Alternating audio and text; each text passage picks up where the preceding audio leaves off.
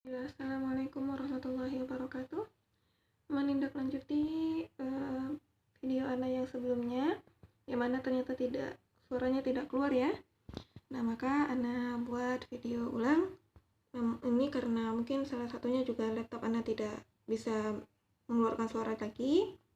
Jadi afwan kalau misalnya penjelasannya kurang jelas atau misalnya kurang lengkap seperti penjelasan yang sebelumnya. Nah, kita lanjut dulu. Di sini ada pengertian, yaitu pengertian ilmu shorof. Nah, ilmu shorof itu apa? Di sini dikatakan as-sarfu lughatan, yaitu ar-raddu wa daf'u, yaitu menolak. Nah, maksudnya di sini ada lagi mengatakan shorof itu aslinya yang paling masyhur adalah at-taghyir wa tabdil. Nah, nggak apa-apa, kita ya lihat dulu dari catatan penulis yang mengatakan raddu wa daf'u. Nah, bisa kita artikan bahwasannya shorof itu kalimat, dia akan menolak sebuah kalimat apabila kalimat tersebut belum diubah untuk menyocokkan ke kalimat yang artinya diinginkan. Adapun di sini ilmu shorof adalah huwa ilmu yabhasu an siyaghil kalimatil arabiyyati wa ahwaluha allati laysat bi'irabin wala bina'in. Ia adalah ilmu yang membahas tentang sighah-sighah kalimat Arab, kalimat-kalimat Arab dan keadaan-keadaannya yang mana di dalamnya tidak ada i'rab maupun bina. Nah, i'rab dan bina ini adalah pembahasan ilmu nahwu. I'rab ini adalah ilmu kalimat yang bisa berubah, bina ini adalah kalimat yang tidak bisa berubah. Tidak ada seperti itu dalam ilmu shorof, karena dia pasti membahas tentang sighah-sighah kalimat. Nah, nanti insya Allah akan ada pembahasan apa itu sighah. Maudu'uhu, judulnya. Maksudnya pembahasannya akan apa saja nih? Yaitu dari al-kalimatul arabiyyatu minal asma'il mu'rabati wal af'alil mutasarrifati fi halin ifradiha qabla intizamiha fil jumlah. Jadinya apa tujuannya nih? Yaitu apa hasilnya? Itu kalimat-kalimat Arab, baik dari isim-isim yang berubah-ubah ataupun dari fiil-fiil yang dapat diubah di dalam keadaan tunggalnya sebelum dia digabungkan atau dimasukkan ke dalam sebuah kalimat. Jadi dia tuh jadi kalimat-kalimat Arab baik dari isim maupun dari fiil yang mana dapat diubah. Jadi misalnya halul ifradiha, misalnya kan dari keadaan tunggalnya, misalnya fiil madi, fiil zahaba. Zahaba adalah bentuk tunggalnya, lalu diubah menjadi zahabta, zahabtu, zahabtum, dan lain-lainnya. Atau dari asma, dari isim-isim, yang mana di isim tunggalnya awalnya isim asalnya adalah ifrad, maksudnya ini asal ataupun tunggalnya ya. Misalnya contohnya dari kolamun, ini isim asalnya kolamun menjadi kolamuka, kolamani, atau misalnya contoh-contoh yang lainnya. Wadi'uhu, penemunya adalah Abul Aswad Ad-Du'ali yang wafat pada tahun 688 Masehi. Yaitu sebab kenapa ilmu shorof ini diadakan. Nah, sebelumnya pada zaman Nabi dan pada zaman sahabat sebelumnya ilmu shorof ini tidak ada. Ilmu shorof dan nahwu itu tidak ada. Namun akhirnya di masa para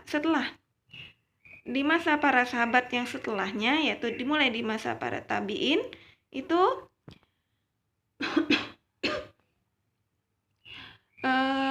ilmu nahwu dan shorof itu mulai dilirik. Apa sebabnya? Sebabnya adalah intisyarul alhani wal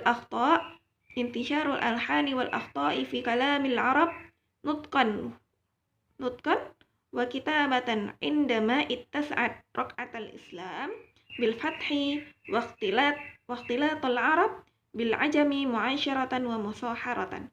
Yaitu tersebarnya intisyar ini tersebarnya kesalahan. Alhan ini salah lahjah, salah pengucapan ataupun penulisan, salah dalam Pokoknya alhan wa akhta ini sama-sama artinya kesalahan, tersebarnya kesalahan dalam perkataan Arab. Dalam perkataan Arab, baik itu tulisan atau baik itu nutqan, baik itu ucapan ataupun tulisan, kitaban tulisan. Indama ketika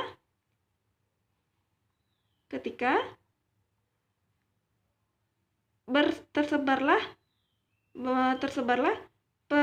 Islam.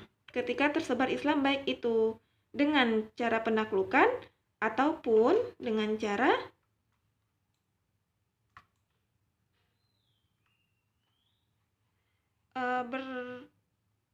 bercampur baurnya orang-orang Arab dengan orang-orang Ajam secara langsung ataupun secara tidak langsung. Nah, faidatuhu, manfaatnya. Manfaatnya pasti ada dong, ilmu shorof ini ada manfaatnya. Faidatuhu yakni hifdzul lisan wal qalam anil khata'i fi dhabtil kalimatil arabiyyah wa musa'adatu ala ma'rifatil asli wa zaidi min hurufiha wa ma ya'tariha min taghyiri wa tasrif. Yani menjaga lisan maupun tulisan, kolam ini penulisan ya, pena, dari kesalahan baik dalam penulisan bahasa Arab, dan membantu kita untuk mengetahui asal atau kalimat asli dari sebuah bahasa Arab itu, dan apa yang ditambahkan wazaid min hurufiha, atau apa yang ditambahkan dari huruf-hurufnya. Misalnya kan af'ala, berarti situ misalnya contoh infa'ala, berarti situ ada huruf yang ditambah, yaitu hamzah, alif sama nun, misalnya nun zaid di sana di dalam fiil tersebut, dalam wazan tersebut. Nah, itu contohnya saja, wa ma ya'tariha min taghyiri wa tasrif, dan apa saja yang ada di dalamnya, baik itu dari perubahan dan juga perputarannya. Ilmu nahwi, adapun ilmu nahwi, fahuwa ilmu yabahathu an ahwali au akhiril kalimatil arabiyyah min haitsul i'rab wal bina. Fahuwa ilmu yabahath an kalimatil arabiyyah fi hali tarkibiha ay ba'da intizamiha fil jumlati. Ilmu nahwu adalah ilmu yang membahas tentang keadaan dan akhir akhir sebuah kalimat bahasa Arab, yaitu akhir hurufnya, harokat akhirnya, yang mana dari segi i'rab maupun bina.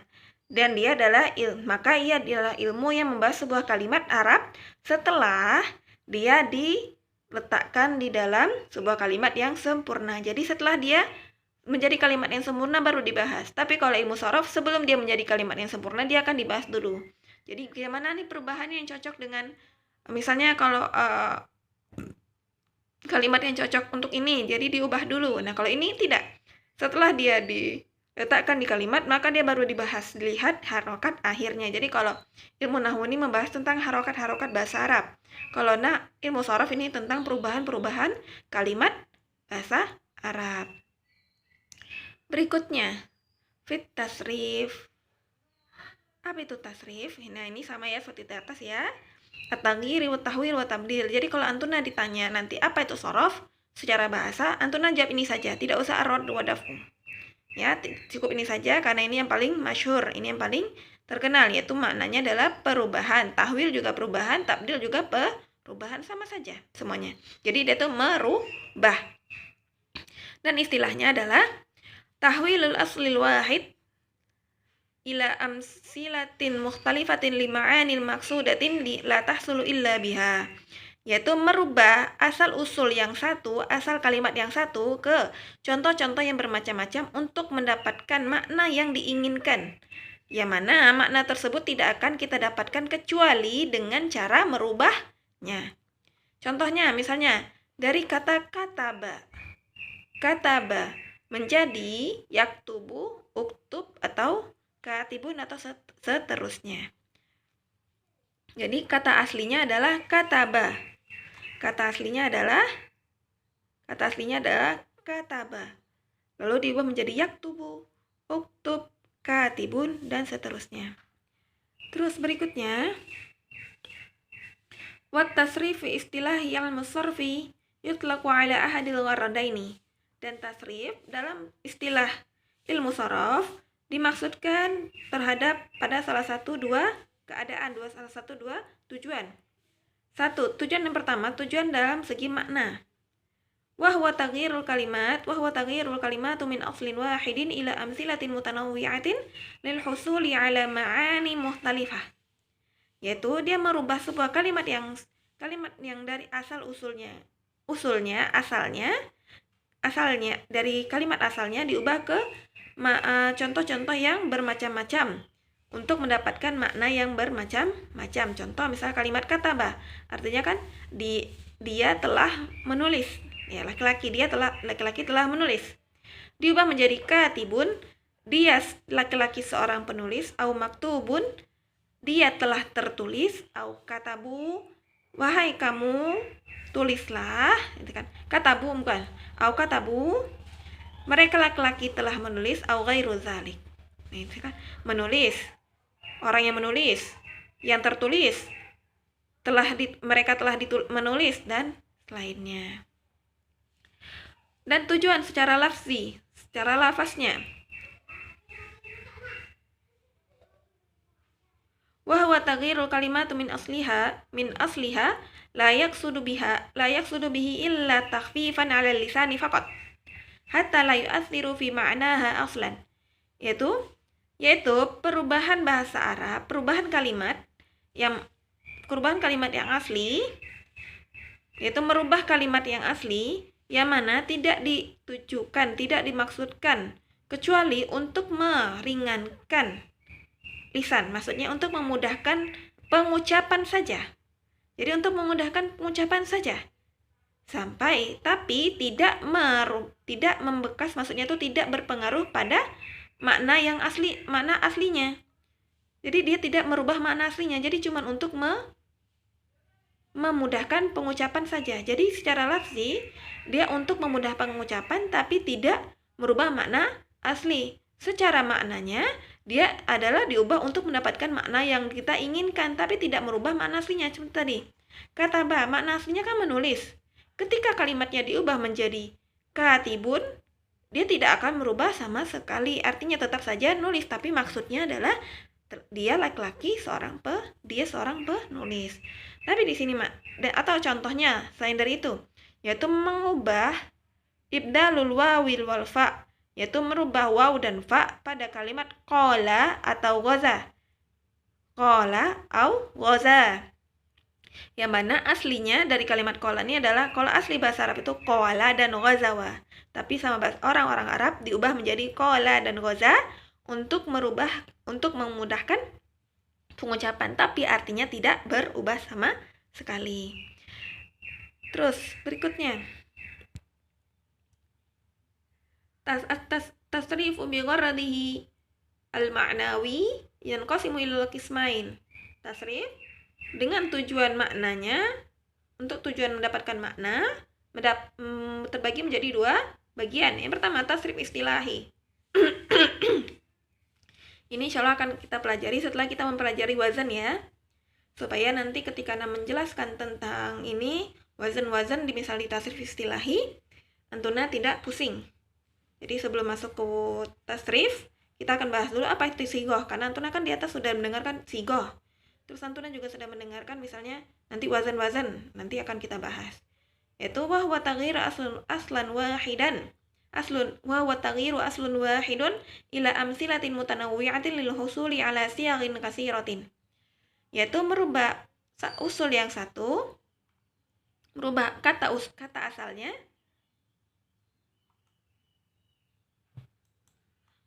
asalnya, ke contoh-contoh yang bermacam-macam untuk mendapatkan sigoh yang banyak, untuk mendapatkan banyak sigoh. Seperti merubah kalimat nasoro menjadi yansuru, nasirun, unsur, mansurun, dan selainnya. Dan tasrif lughawi, nah ini insya Allah yang juga paling mudah untuk dilakukan nantinya. Dan ini yang akan sering antuna lakukan juga, dua tasrif ini ya, dua perubahan ini, baik merubah secara istilahnya maupun merubah secara maknanya. Wa huwa taghyiru aslun wahidun ila amsalatin mutanawwi'atin ma'al bahsi an anwa'id dhamair allati ittasalat bikulli minha. Yaitu merubah merubah asal yang satu ke contoh yang bermacam-macam dengan membahas ma'al bahsi, yaitu dengan membahas macam-macam domir, yang mana domir-domir itu allati ittasalat bikulli minha, yang mana berasal dari setiap dari tiap domir. Jadi kalau tasrif istilahi dia dari kanan ke kiri susunannya, dan dia tidak dengan domir, tapi dia dengan cara misalnya fi'lul madi, fi'lul mudhari, isim fa'il atau gini-gini. Nah, kalau tasrif lugawi dia dengan cara domirnya, misalnya huwa, huma, hum, jadi susunannya dari atas ke bawah. Seperti itu. Berikutnya ad-dhamir. Nah, ini terakhir ya. Ma huwa ad-dhamir? Huwa ma naba 'an zahirin wa yadullu 'ala mutakallimin aw mukhatabin aw ghaibin. Yaitu adalah yang menjadi kata ganti satu hal yang jelas, yang mana dia menunjukkan sebagai seorang mutakallim atau orang yang berbicara, atau mukhatab orang yang lawan bicara, atau ghaib itu orang yang tidak ada, maksudnya tuh si orang ketiga, yaitu ini orang pertama nih, ini orang kedua, ini orang ketiga. Maksudnya orang pertama adalah orang yang berbicara, mukhatab adalah orang yang diajak berbicara, domirnya anta, anti, antuma, antum, antunna. Mutakallim itu orang yang berbicara, domirnya ana, nahnu, saya dan kami. Ghaib itu orang yang ketiga, maksudnya dalam bahasa Arab, orang bahasa Indonesia itu adalah orang ketiga, tidak ada, yaitu seperti huwa, huma, hum, hiya, huma, hun. Nah, domir mutakallim ana, nahnu, domir mukhatab ini contohnya, dan domir ghaib ini contohnya. Cukup untuk yang pembahasan yang kemarin tidak keluar suaranya, semoga bisa dipahami dengan baik. Assalamualaikum warahmatullahi wabarakatuh.